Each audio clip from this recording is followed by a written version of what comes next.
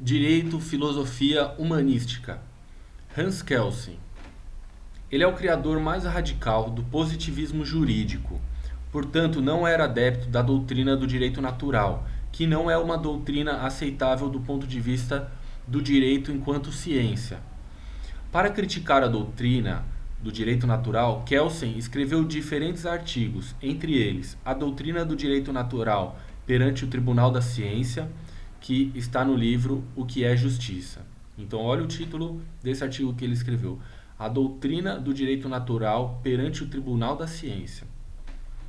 É preciso esclarecer que o direito natural criticado por Kelsen é o direito natural do ponto de vista moderno, o qual se passou a chamar também por justnaturalismo.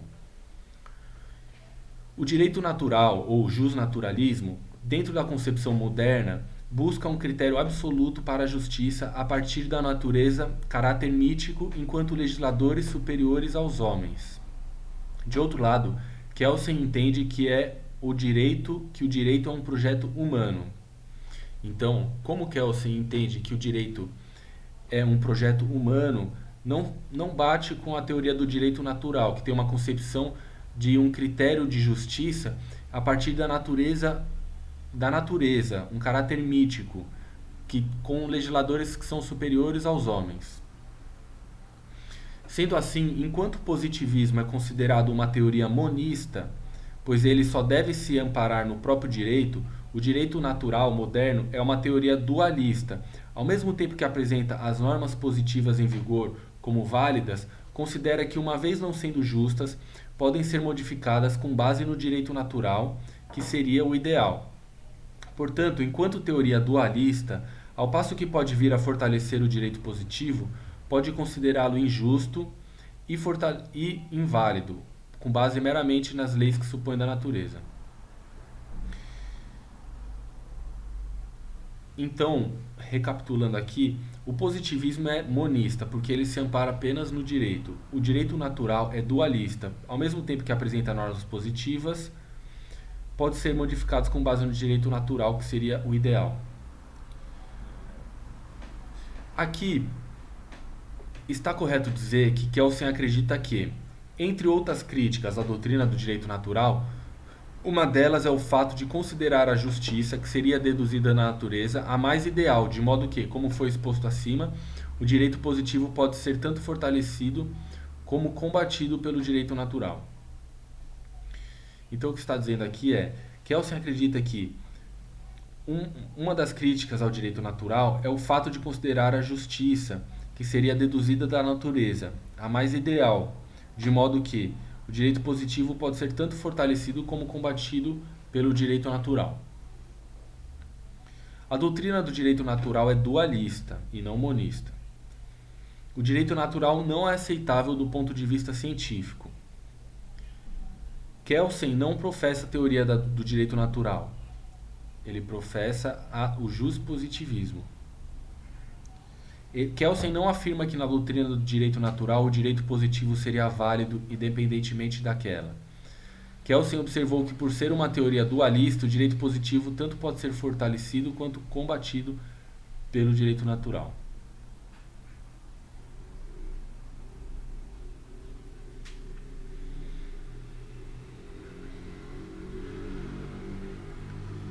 Prosseguindo agora falando de Kelsen, da obra dele A Teoria Pura do Direito. Então aqui Kelsen diz que a interpretação autêntica feita por um órgão aplicador do direito sempre é criadora do direito, mesmo quando cria uma norma individual a um único caso. Vamos entender. Kelsen diz então que a interpretação autêntica é aquela realizada por quem cria e aplica o direito, pelo órgão jurídico, neste caso representado pelos legisladores e juízes. Já a interpretação não autêntica seria aquela realizada pelos indivíduos que não criam nem aplicam o direito, mas devem compreender ou descrever o direito. Compreender seriam os cidadãos ou descrever os doutrinadores. Então, Kelsen, na teoria pura do direito, ele diz que uma interpretação ela tem dois enfoques aqui. Ela é autêntica quando é realizada por alguém que legisla ou julga. E ela não autêntica por aqueles que apenas a interpretam, mas não criam nem aplicam o direito, como os cidadãos ou os doutrinadores que só ensinam.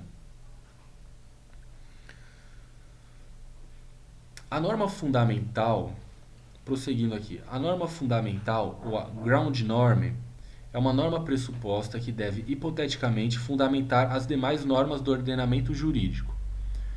É a moldura limite para a construção das demais normas.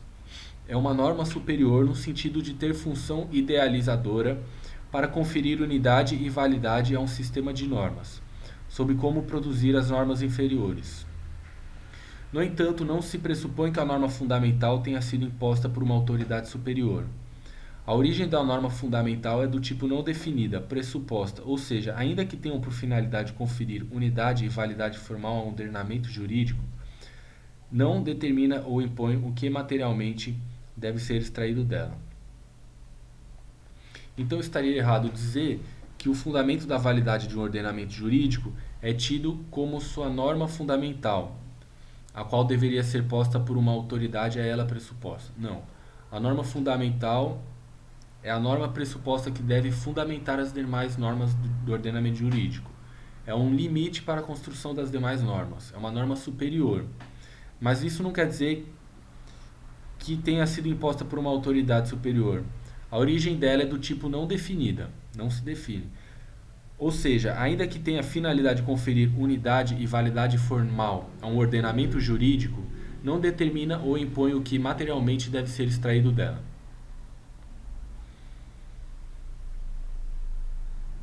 Prosseguindo nesse assunto, um sistema de normas cujo fundamento de validade e conteúdo são deduzidos de uma norma pressuposta é um sistema estático de normas, e não dinâmico.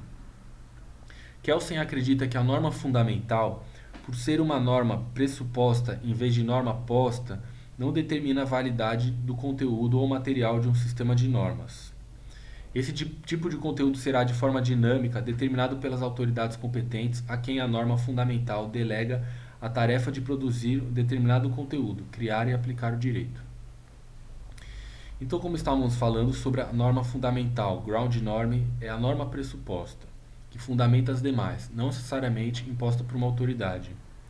É um sistema estático e não é dinâmico, porque a norma fundamental, em vez de ser uma norma por ser uma norma pressuposta ao invés de posta, ela não determina a validade do sistema de normas. Esse conteúdo será de forma dinâmica determinado pelas autoridades.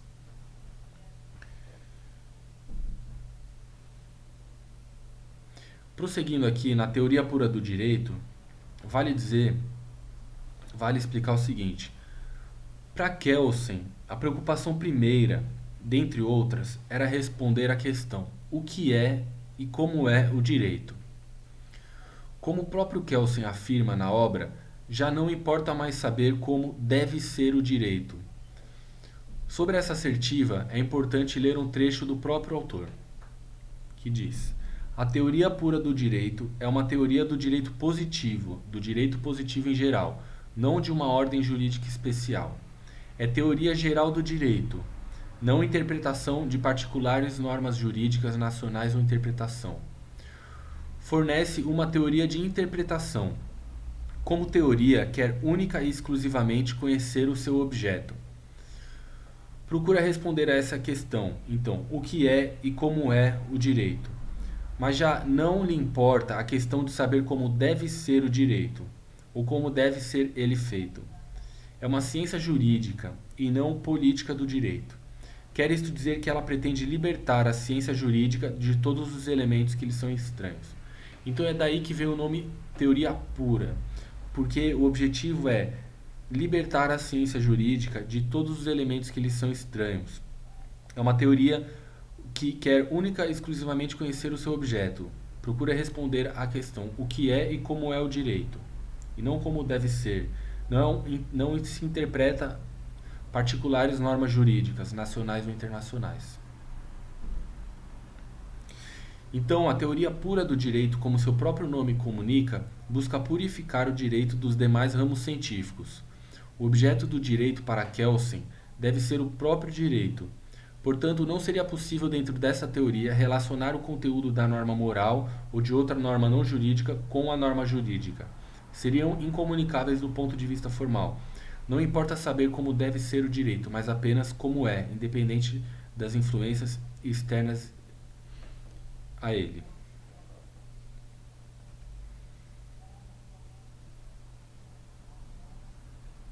Falando aqui sobre Kelsen ainda, e a questão do apartheid. O positivismo jurídico tem como principal exponente Hans Kelsen, responsável pela teoria pura do direito. Em razão dessa teoria, ele é considerado o criador mais radical do positivismo jurídico. Com base nessa teoria, o que é o direito não deve ser confundido com o que deve ser o direito, conforme já vimos. Segundo essa teoria, o que dá validade ao direito é uma escolha humana racional que antecede qualquer especulação sobre o direito, seja ela moralizante ou não, justa ou injusta. Sendo assim, considera-se que, com base na aplicação da teoria pura, o nazismo foi autorizado pela Constituição Social de Weimar por força do seu artigo 48, que dizia: caso a segurança e a ordem públicas estejam seriamente ameaçadas ou perturbadas, o presidente do Reich poderá tomar as medidas necessárias a seu restabelecimento, por seu auxílio, se necessário, de força armada. Para esse fim, pode ele suspender parcial ou inteiramente os direitos fundamentais Grundrechte fixados nos artigos tais. Sendo assim, considera-se que, com base na aplicação da teoria pura, o nazismo foi autorizado pela Constituição. Tal como o nazismo, outros regimes autoritários teriam sido autorizados por leis injustas, dentre as quais o regime do apartheid. Então é por isso que, em razão da teoria pura, Kelsen foi erroneamente acusado de defender os regimes autoritários do século XX. Kelsen, ao contrário, foi vítima do próprio nazismo, por causa da origem judaica. O positivismo não está impedido de criticar determinada lei positivada, mesmo que seja defensor da teoria pura. Os positivistas defensores da teoria pura não devem questionar a validade da lei, mas não estão impedidos de analisar a lei sob pontos de vista sociológico e ético. Então, estaria errado dizer que seria incompatível com o positivismo jurídico a postura de jurista que apresentasse críticas ao apartheid, na medida em que esse regime era fundado em normas positivadas. Ou seja, o que está dizendo aqui está errado, pois, mesmo sendo do positivismo, a pessoa pode criticar o apartheid do ponto de vista social e ético e outros. Ainda falando de Kelsen, no sentido lógico-jurídico, estaria errado dizer que a norma fundamental define a validade do conteúdo das normas jurídicas positivadas no ordenamento. Isso está errado. A norma fundamental dá unidade e validade ao ordenamento jurídico, mas não define a validade do conteúdo das normas jurídicas positivadas no ordenamento, que é dinâmico. A validade do conteúdo das normas jurídicas estará condicionada à autenticidade de quem tem o poder de criar e aplicar o direito. No caso, os legisladores e os juízes são os autênticos intérpretes da norma fundamental e definirão a validade do conteúdo das normas jurídicas positivadas no ordenamento.